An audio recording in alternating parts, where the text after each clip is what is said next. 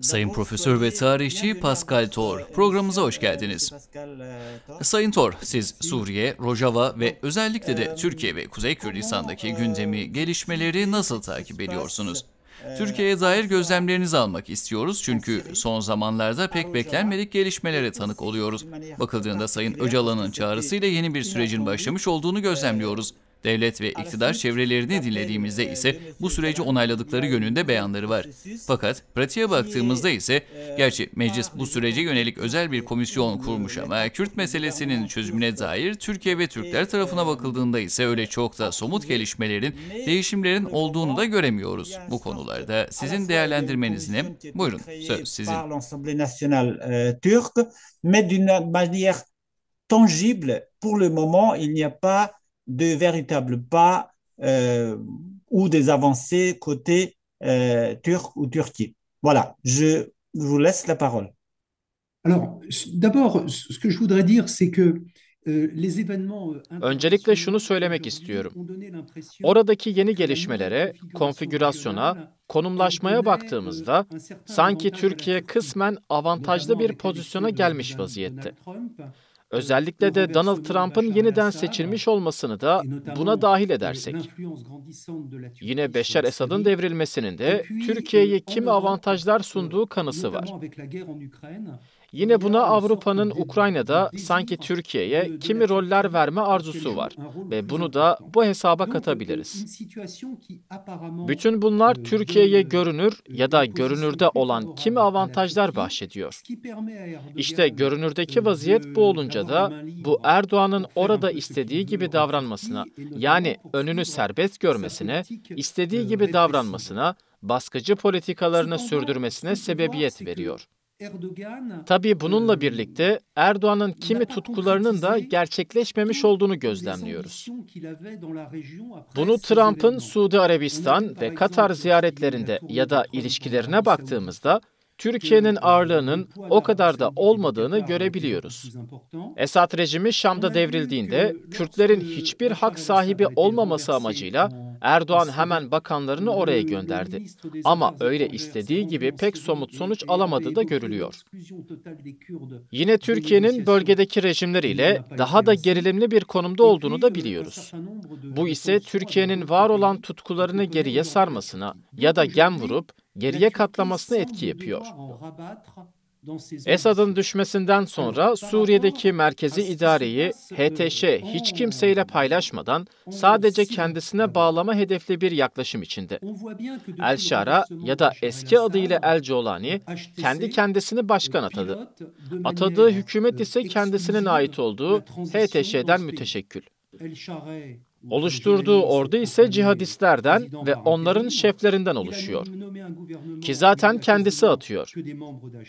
İşte bu ve buna benzer olgulara ve ilk yaptıkları icraatlere baktığımızda, ki kendisi ne laf ederse etsin, bu yeni sürece başkalarını da katan yaklaşım yok. Ve bütün bunlar iyi niyetine dair El-Şara ve yapısından şüphe duymamıza neden oluyor. Ayrıyeten bu hükümet kimi reformları uygulamaya koyma amacında ve bunlar ise toplumun bir kısmını endişelendiriyor. Örneğin seçimler 3-4 yıldan önce olmaz demesi. Yine yeni bir anayasa projesine dair yaklaşımlar var. Ki bu azınlıklara hiçbir hak ve yer ayırmıyor. Görülen o ki seçimden anladıkları Suriye'de tam bir çoğunluğu elde etme yöntemidir. Zaten Alevi toplumuna ve Dürzilere karşı bu rejimin içinde bulunduğu topluluklar arası uygulanan şiddet ise herkesi endişelendirdiği gibi bu uygulamalarda gösterdi ki bu El-Şara rejimi kendi hükmünü, kendi düzenini Suriye'deki herkese merkeziyetçi bir şekilde empoze edip uygulamak ve uygulatmak istiyor. Bunları ise ülkede yani Suriye'de var olan farklılıkları dikkate almadan, bunları hesaba katmadan dayatmak istiyor. Tabii bu arada Donald Trump'ın Suudi Arabistan, Katar ve Türkiye ile içinde bulunduğu çıkar ilişkileri neticesinde yaptıkları basınç sebebiyle ABD, Suriye üzerinde var olan baskı ve cezalandırma tedbirlerini askıya alıp, hatta kaldırarak dile getirdiğimiz bu ortama zemin hazırladı. Rejim ve yandaşları her şeyin kendi istedikleri gibi ilerleyeceğini sanıyorlardı. Fakat bu yaklaşım ortamı daha da çalkantılı ve muğlak bir hale getirdi. Halbuki Esad rejiminin devrilmesinden sonra yeni imkan ve fırsatlar doğmuştu ve bunlar değerlendirilemedi. Hatta bunlar daha kapanmış da değil. İşte Türkiye'nin bu var olan, yeni oluşan bu güç dengelerini dikkate alması gerekir.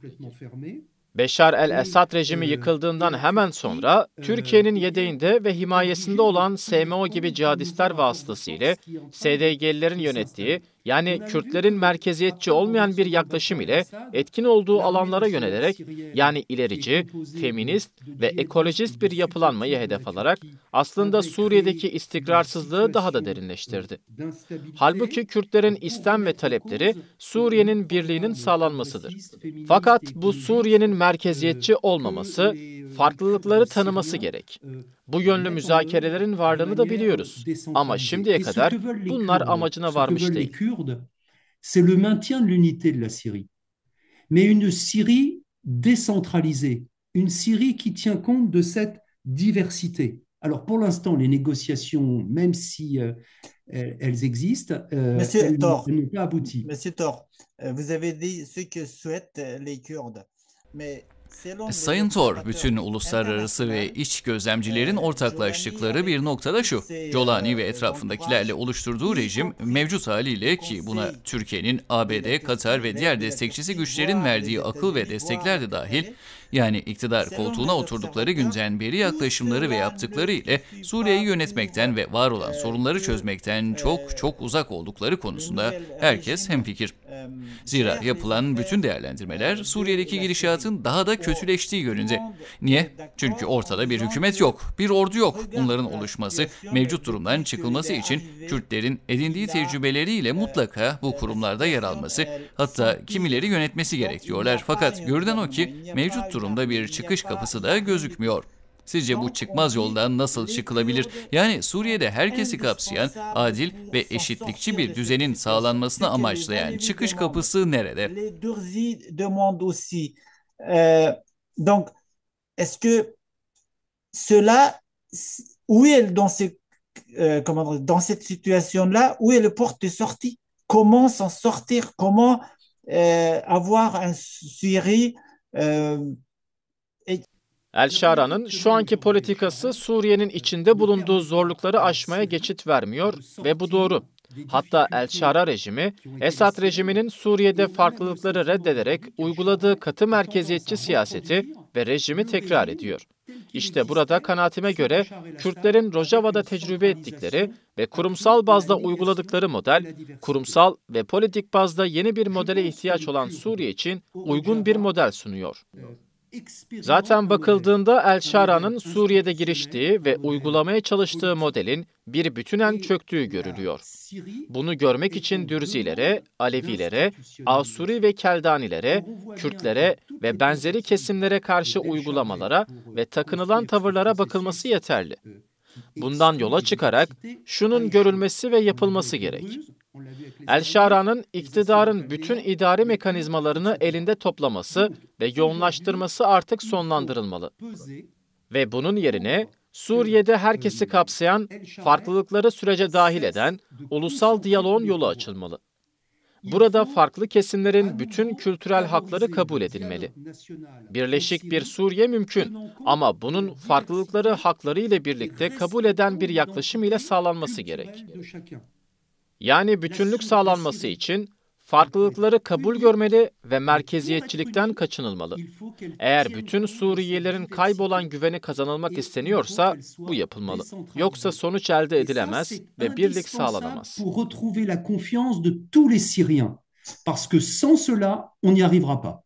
Monsieur Tor, justement, si je me trompe pas, il y a à peu près quelques semaines, la France... Sayın Tor, bundan bir ay önce Fransa resmi olarak El-Jolani rejim yöneticilerini ve Rojava ya da SDG yöneticilerini, hatta General Mazlum Abdi'yi farklı heyetler halinde sorunları çözmek amacıyla müzakere yapmaları için Paris'e davet etmişlerdi. Ve biz gazeteciler bunu bekliyorduk. Zira resmi açıklamalar yapıldı. Fakat son anda Şam'dan gelmesi beklenen heyetin geriye çark ettiğini ve bunun nedeninin ise Ankara ya da Türkiye'den gelen baskılar olduğu değerlendirildi. Siz bu durumu nasıl değerlendiriyorsunuz? Zira Fransa'nın Orta Doğu dahil tarihi tecrübeleri var ve AB içinde ağırlığı olmasına rağmen neden sizin de önerdiğiniz böylesi bir sürece katkı sunmak amacıyla bunu başaramıyor? Sizce bunun önündeki engeller nedir? Oui, que diriez-vous, que pensez-vous de cette situation? Ben, ça veut dire même la France, qui a quand même une histoire, une appui, voilà, elle a quand même, elle travaille avec l'Union européenne. Donc, pourquoi on n'arrive pas à faire passer une tel message que vous venez de souligner et que la France, elle voulait aussi aider, mais que ça ne marche pas. Quels sont les obstacles à cela? Alors, Comment dépasser? ce que je voudrais dire, c'est que la France, Şunu söylemek isterim. Maalesef Fransa'nın ve Avrupa Birliği'nin Orta Doğu'daki etkisi fazla değil. Niye? Çünkü özellikle de İsrail'e dair yine uluslararası hukukun çiğnenmiş olduğundan ve bu bağlamda aldıkları pozisyonlardan dolayı Fransa'nın ve Avrupa Birliği'nin sözü artık etkisini ve güvenirliğini çoğu kez kaybetmiş ve epey yitirmiştir. Bu böyle olunca da bölgede etkisi ve ağırlığı da azalmış oldu.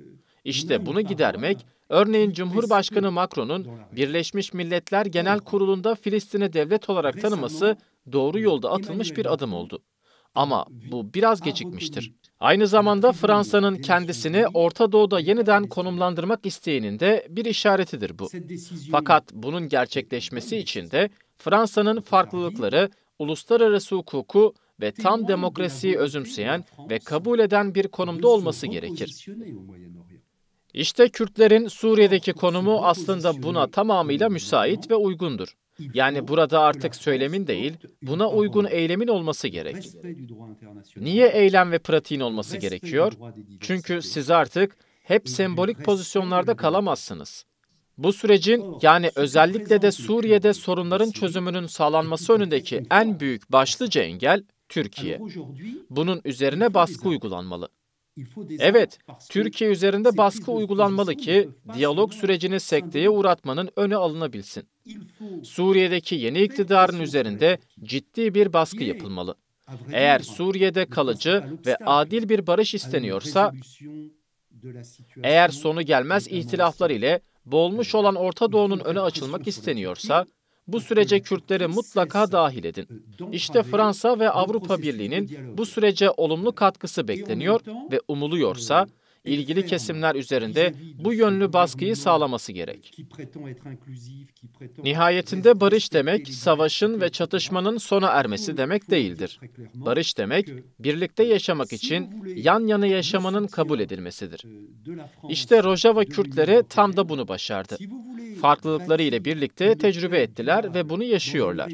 Yani Suriye'deki Kürtlerin bütün Suriye'yi kurumsal bazda, farklılıkları da kapsayan bir şekilde yönetme kapasiteleri var.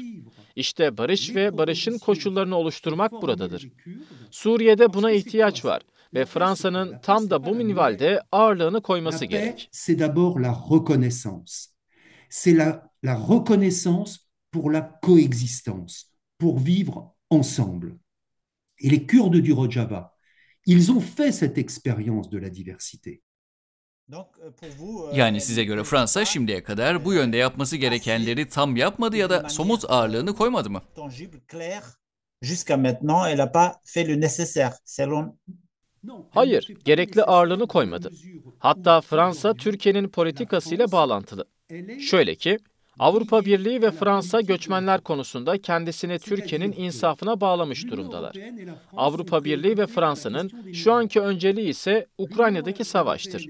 Ne zaman gelir bilinmez ama Ukrayna'da eğer bir barış gücü oluşturulmaya ve bunu sağlamaya ihtiyaç duyulursa, bu konuda Türkiye'nin askeri birliklerine ihtiyaç duyacaklar. Bu konuda elini bağlamış durumdalar. En Ukraine, en positionnant des troupes de maintien de la paix. İşte Avrupa Birliği ve Fransa'nın Türkiye nezdindeki bu beklentisi, kendilerini Türkiye'nin dile getirdiğimiz söz konusu tavır ve yaptıklarını sessizce geçiştirmelerini ve özellikle de Suriye'de barış sürecini amaçlayan ve bu yönlü girişimlerin önündeki engel oluşlarına pek ses çıkarmamalarına neden oluyor. Halbuki tam da bu konularda ağırlığımızı koymamız gerekir. Voilà. Et c'est dans ce sens-là que nous, on veut peser. Oui, Monsieur Tor, Sayın Tor, pek çok analiste göre Rojava'daki Kürtlerin taleplerinin yerine gelmesi için ortamın yani koşulların çok çok uygun olduğu değerlendirilmesi yapılıyor. Türkiye'de Kürt meselesinin çözümüne dair başlatılmış olan yeni sürecin de buna katkı sunduğunu, yani Türkiye'deki iktidarın ve yöneticilerin de kendilerini devlet olarak zorda hissettikleri bir dönem olarak değerlendiriliyor. Ki hükümetin etkili ortağı MHP'nin liderinin de bizzati dile getirdiği gibi, işte Filistin, Suriye, Lübnan ve İran'a karşı başlatılmış olan yönelimlerden sonra artık sırada Türkiye var. Ki burada İsrail'in ve destekleyenlerin saldırıları kastediliyor ve Türkiye'nin buna karşı koyması için de içeride ulusal bir birlik ve barışın tahkim edilmesi elzemdir diyorlar. Yani Türk devleti, Kürtleri, PKK ve Sayın Öcalan'ı da kapsayan bir tahkimin sağlanması gerek değerlendirmesini yapıyorlar. Bu dönem Kürtlerle birlikteliğin zaruri olduğu yönünde analizler yapılıyor. İşte bundan dolayı da Kürtleri karşılarına almanın çıkarlarına uygun olmadığı gibi analizler yapılıyor ki Türkiye'de bunlar açıkça dile getiriliyor. Fakat bu olumlu ortama rağmen pratikte bu yönlü somut gelişmeler ve değişimler de gözlenmiyor. Siz bunlara ne diyorsunuz? Entre les Kurdes, y compris PKK, y compris Monsieur Öcalan, il dit ça clairement, mais malgré ça. D'abord, ce que je voudrais dire, c'est que l'appel d'Abdullah Öcalan est un appel extrêmement important. Öncelikle şunu söylemek isterim. Tam da burada Abdullah Öcalan'ın çağrıları fevkalade önemli. Çağrısında PKK'nın meşru bir direniş hareketi olarak halkının onur ve var olma mücadelesini verdiğini ama artık bu misyonunu doldurduğunu, yani partinin artık feshedilmesi gereğini vurguluyor. Bunu dile getirdikten sonra karşı taraftan yapılması gerekenleri vurguluyor ve böylece tarihi bir çıkış yaparak bu mücadelenin artık farklı araçlar ile devam etmesi gerektiğine dikkat çekiyor. Ki bu çıkışları aslında daha önce de yaptığı değerlendirmelerinin bir devamı niteliğindedir. İşte tam da burada Türk devletinin somut jestler ile ortaya çıkması gerekirken bu büyük tarihi fırsatın devasa boyutlarını doğru görüp değerlendirmek yerine kendisinden beklenenin çok çok altında bir konum içinde olduğunu gözlemliyoruz. Örneğin TBMM bünyesinde bir ulusal komisyon kurulmuş. Bu komisyonun oluşumu olumlu ama şimdiye kadar bu komisyon somut bir gelişmede kaydetmemiştir. Bu çok dramatik bir şeydir. Kürt tarafı kalıcı ve sürdürülebilir bir barış için, Suriye'nin geleceği için el uzatıyor. Ama karşı tarafın ise pozisyonu bu. Halbuki Abdullah Öcalan barışı demokratikleşmeye bağlıyor. Erdoğan ise PKK'nın silah bırakmasını, ateş kesmesini istiyor. Ama demokratikleşmeyi istemiyor. Bu ise bir problemdir. Süreci bloke ediyor bu yaklaşım. Kürtlerin inşa etmek istediği yeni bir Türkiye'dir. Bu Türkiye, homojenlik tutkusuna gark etmiş. Bu şekilde olamaz artık. Türkiye, farklılıklara saygı duyan ve haklarını tanıyan, bölgede barışı gerçek manada inşa eden bir Türkiye olmalıdır. Savaş yıkımdır, savaş çok ağır bedellere ve masraflara neden oldu. Savaş çözüm getirmez. Kürt halkı PKK'nın kuruluşundan beri çok gelişmiş, şehirleşmiş ve değişmiş olan bir halktır. Kendisini yetiştirmiştir. Kültürel, entelektüel bazda çok gelişkin ve canlı bir halktır Kürtler. İçinde bulunduğu zamanını değiştirmek istiyorlar. Yeni bir Türkiye inşa etmek istiyor Kürtler. Türkiye dünyaya farklılıklara açık ve onları tanıyan yeni bir Türkiye olmalı. Ayrıyetten Kürtler kendi aralarında da ilişki geliştirerek birlik içinde yaşamlarını geliştirmek ve ibadet etmek istiyorlar. İşte Öcalan'ın çağrısı Kürtler arasında ve içinde de bir tarz, yeni bir birliği de tetikledi ve geliştiriyor. İşte bu kanaatime göre barışın işaretidir. De vivre ensemble entre les Kurdes de Syrie, de Turquie, d'Irak. Et ce qui est très important, c'est que l'appel d'Öcalan, il a créé une certaine unité chez les Kurdes. Oui, Monsieur Tor, Donc, Öcalan, il dit même temps, Sayın Tor, Sayın Öcalan açıklamalarında eşitlik bazında bir kardeşlik hukukundan söz ediyor. Türkiye'de ise biz Kürtlerle kardeşiz diye bir söylem var ama haklar bazına gelince bunun gereği yapılmıyor. Bu kardeşlik ya da eşitlik ilkesinin altını hukuken nasıl doldurmak lazım? Demokrasi, hak eşitliği gibi sahalarda bu sağlanacak ise bunlar nasıl uygulanabilir? İkinci sorum ise şu, çok kaotik bir süreçten geçen Orta Doğu'da Kürtlerin edindiği pozisyonu nasıl değerlendiriyorsunuz? Burada öncelikle Türkiye'nin yapısal sorunlarına yani sorunlu olan kuruluş yıllarına inmemiz gerekir. Zira bu ilk inşa döneminde Türkiye, Türk ve Sünni tekliği üzerine inşa edilmiştir. Ve bu ise herkesi buna boyun eğmeye zorlayan bir devletleşme sürecidir. Farklılıkları inkar eden ve onlara hak tanımayan bir yaklaşımdır bu. İşte yapılması gereken ilk şey bu Türklük ve Sünnilik çizgisinin silinmesidir. Bu gerekiyor. Kürtlerin Türkiye için anayasal talebi tamamıyla yeniden revize edilmiş bir anayasal yapılanmadır. Zira Türkiye'de tek bir halk yok. Türkiye'de halklar var. O halde anayasal haklarında buna göre belirlenmesi gerek. Farklı dillere saygı duyan, farklı politik seçeneklere saygı gösteren, seçimlere, seçilmiş belediye başkanlarına ve onların haklarına saygı duyan bir Türkiye'den söz ediliyor. Kanaatime göre Öcalan'ın çağrısı Suriye'deki gelişmeler Orta Doğu için yeni bir dinamizm getiriyor.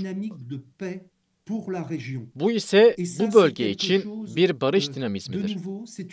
Bu bölge için yeni bir gelişme, yeni bir filizlenmedir.